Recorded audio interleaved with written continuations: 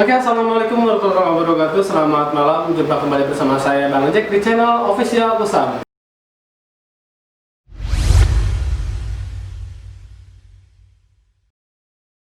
Nah teman-teman, kali ini saya bersama Kanita nih. Kanita ini asal dari Kebumen.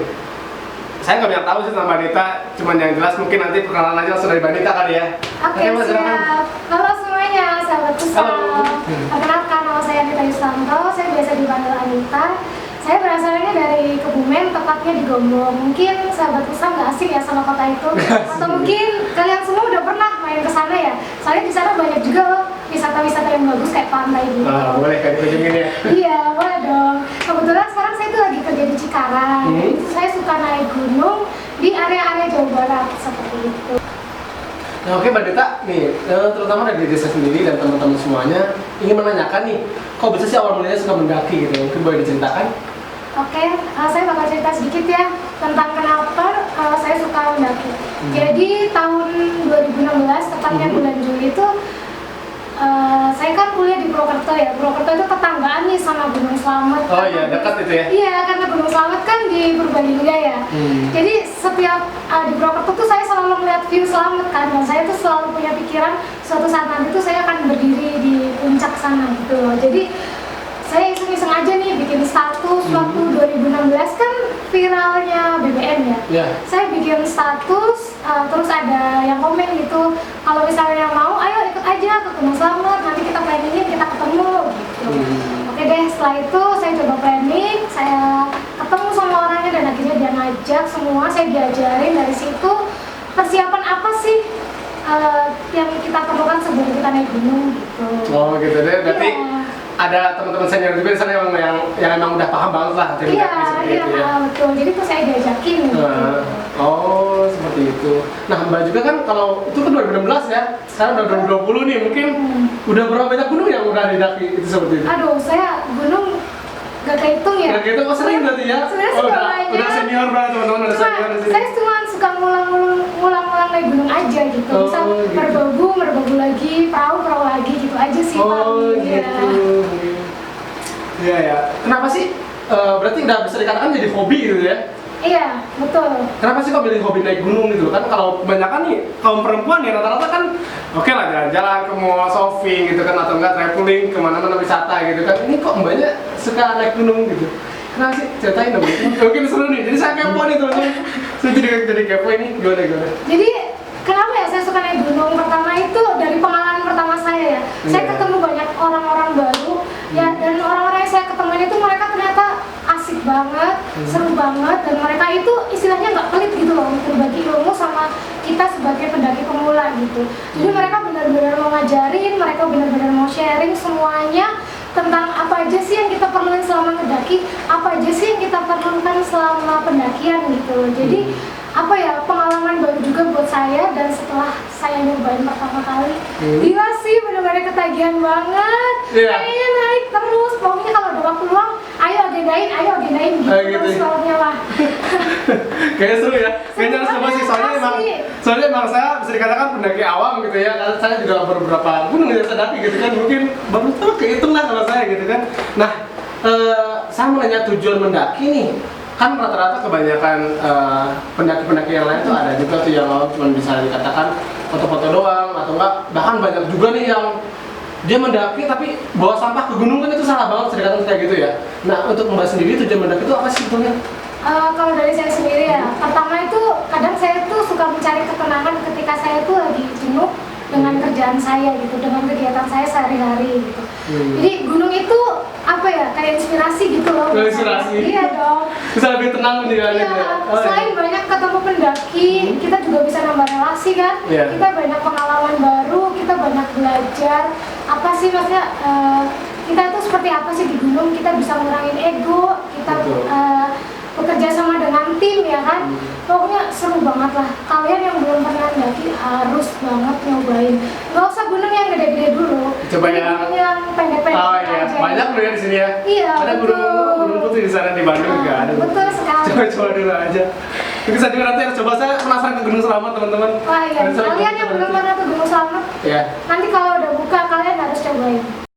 Nah ini teman-teman, ada juga nih dari teman-teman yang nanya masalah hal apa saja sih yang pernah Mbak alamin, karena emang Mbak pendaki, saya katakan pendaki senior kayak gini kan banyak nih pengalaman yang sering dialami saat pendaki beda gunung gitu kan. Apa sih yang pengalaman yang bisa dikatakan nggak bisa dilupain gitu saat pendaki itu apa sih?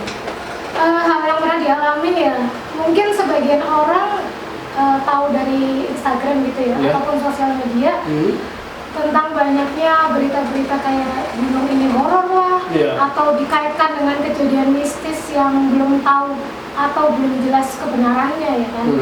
Sebenarnya kalau kejadian mistis itu ya mungkin ada, cuma itu tergantung pribadi kitanya aja, persepsi kitanya sendiri loh. Itu tergantung imajinasi kita sebenarnya.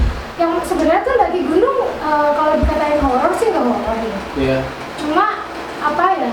Karena orang itu taunya kalau malam kan gelap, ya kan.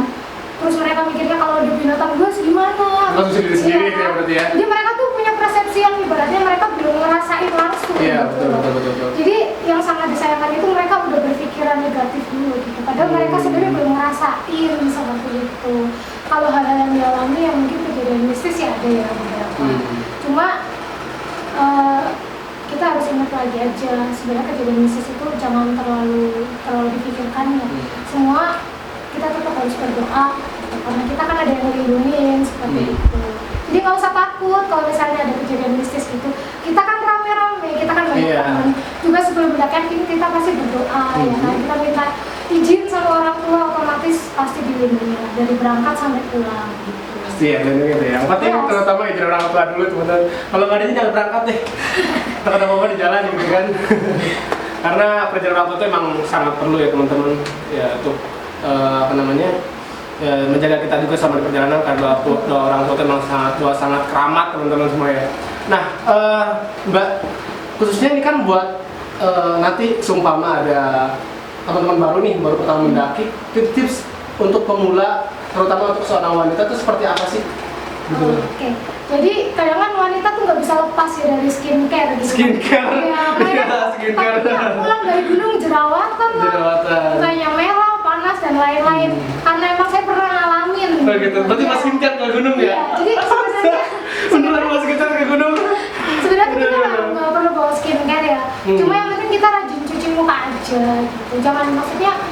Jangan takut lah kalau kulit kita bakal rusak juga paling cuma seminggu gitu kulit kita udah balik lagi kan, karena kulit kita kan beradaptasi kan dari cuaca yang panas di bawah, terus kita di gunung kan otomatis kalau di atas dingin ya. Betul. Jadi kulit kita tuh kaget aja gitu istilahnya. Sebenarnya kalau cewek itu biasanya suka ribet, pengennya bawa ini, bawa itu. Bawa banyak barang lah ya gitu sama cowok ya. Sebenarnya cukup cuci muka aja yang rajin gitu, terus pakai sunblock juga. Biar kalau panas nggak merah terus nggak gosong. Cewek kan kadang naik gunung ntar hitam dan lain-lain. Tapi jangan ke saya juga itu. Saya rasa sendiri teman-teman. Jadi kalau bisa sih punya sunblock, pakai pelembab gitu, pakai hand body. Jadi biar nggak langsung ke kulit. Kayak gitu sih sebenarnya. Cuma kalau untuk pendaki cewek kan kadang suka haid ya.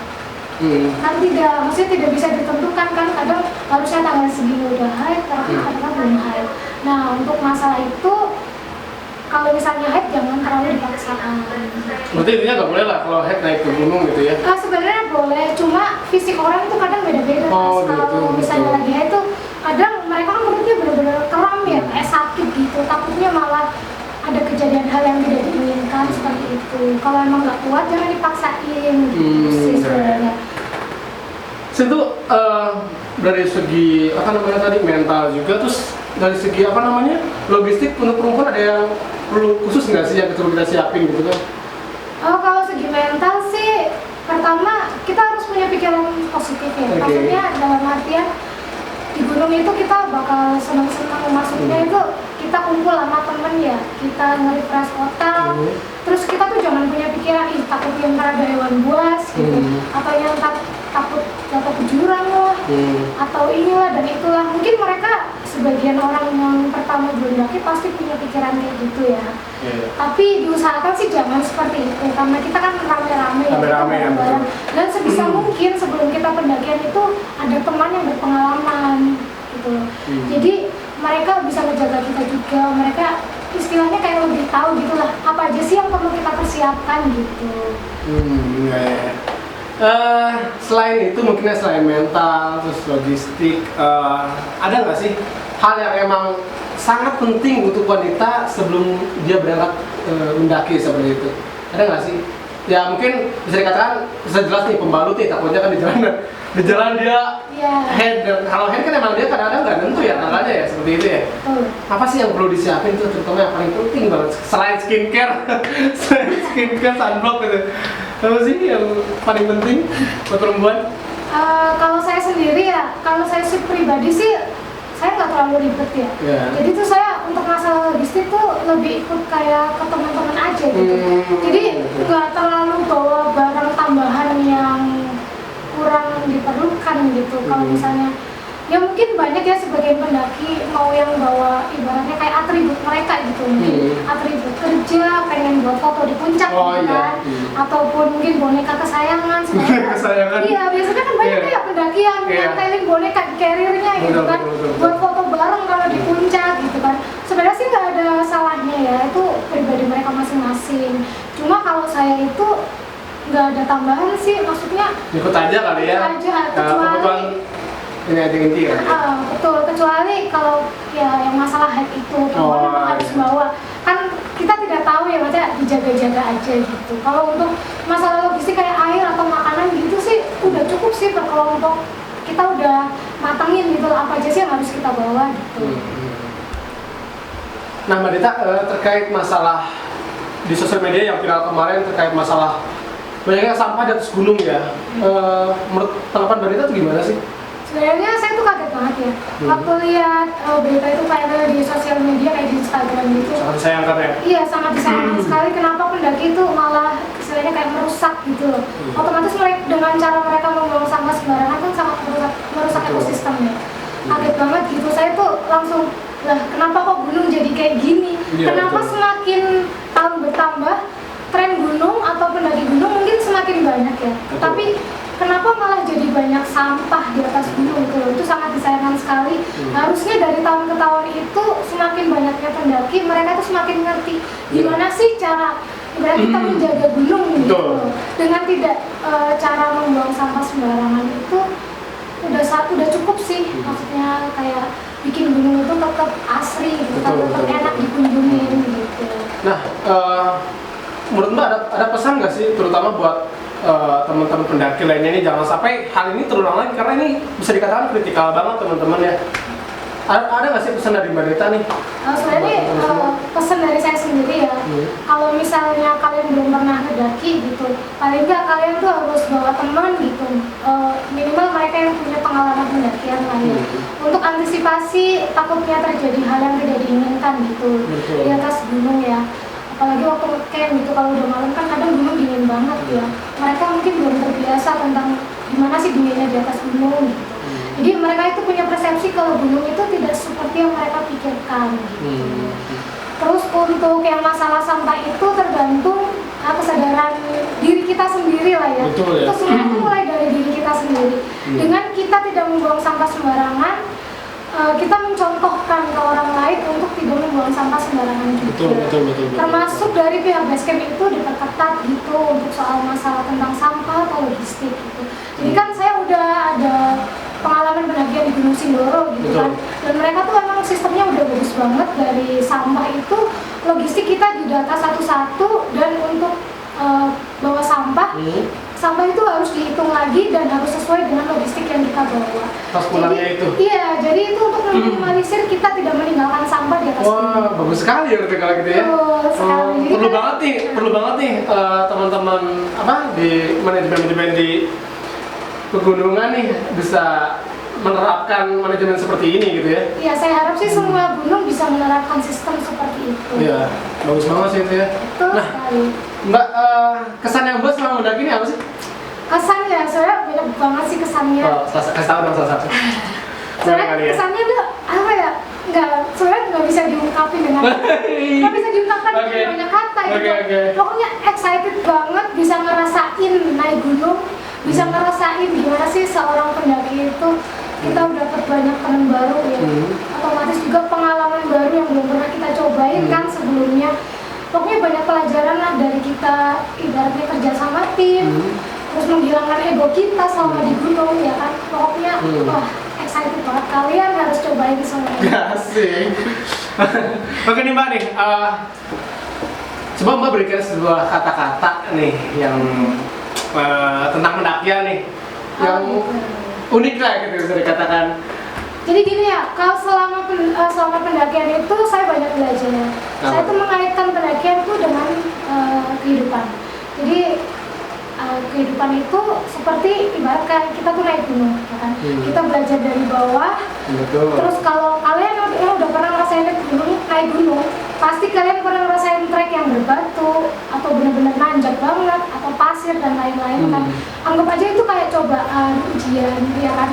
Tapi semakin kita lama, semakin kita nggak nyerah, semakin kita terus semangat. Kalau kita udah nyampe puncaknya, itu suatu kebanggaan sendiri sih buat kita. Luar biasa ya. Iya. Saya merinding banget mendengarnya semua. Kayaknya semua emang sama ya, hampir sama kayak perjalanan hidup ya, karena emang kita harus ikuti prosesnya dulu gitu kan sebelum kita mencapai sesuatu yang emang yang kita inginkan seperti itu ya. Sekali, apalagi kan waktu kita naik itu kan kita bawa tas ya. Anggap aja itu kayak beban. Beban. Gitu. Iya. Oh, Terus, iya. tapi semakin kita nggak nyerah, semakin kita terus berusaha. Kan waktu naik gunung itu nggak mungkin kan kita jalan-jalan terus. Betul. Kita jalan kalau capek istirahat. Ya ada kalanya kejadian itu tuh sama kayak kehidupan gitu. Betul. Jadi kalau kita punya masalah tuh jangan terus terlalu ibaratnya kayak tetap diam di situ malah tinggal kayak pasrah gitu loh. Kita harus lihat dan kita harus buktiin kalau di atas itu benar-benar ibaratnya pencapaian kita yang keren sekali. Keren sekali ya. Luar biasa ini jadi motivasi nih buat teman-teman semua ya.